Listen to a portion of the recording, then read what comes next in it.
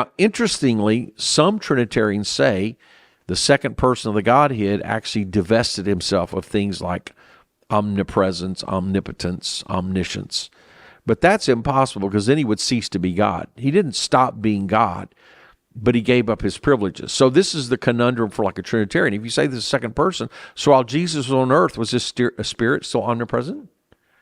So they tend to think, well, God's in heaven, the Father, Jesus on earth, the Son, but that's too simplistic. God is God. God is omnipresent. So the Spirit that was in Jesus would still be omnipresent.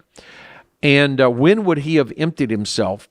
Well, many Trinitarians say, well, the second person of the Trinity, emptied himself of his attributes of God so he could be a man, or he, but I think the emptying is actually found, you can see it in Isaiah chapter 53, when it talks about he emptied his soul in death. I think that's Isaiah 53:12.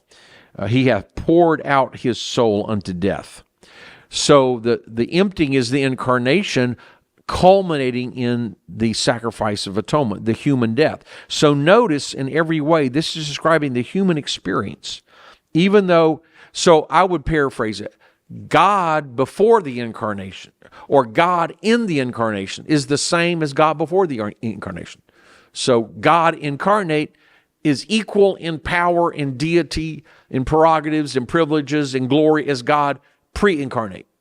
But he did not go around emanating glory. He did not go around demanding prerogatives. He still had the power, but he did not go around showing off. But he humbled himself. He divested himself of his rightful prerogatives, not his attributes. And even he was obedient as a human, even to death. Now, notice that's the human experience. That's what we can be like.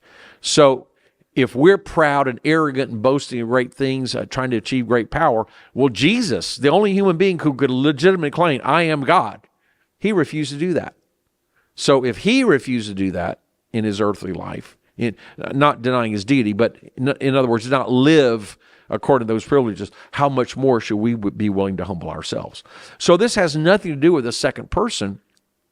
It has to do with saying God in the incarnation gave an example for us.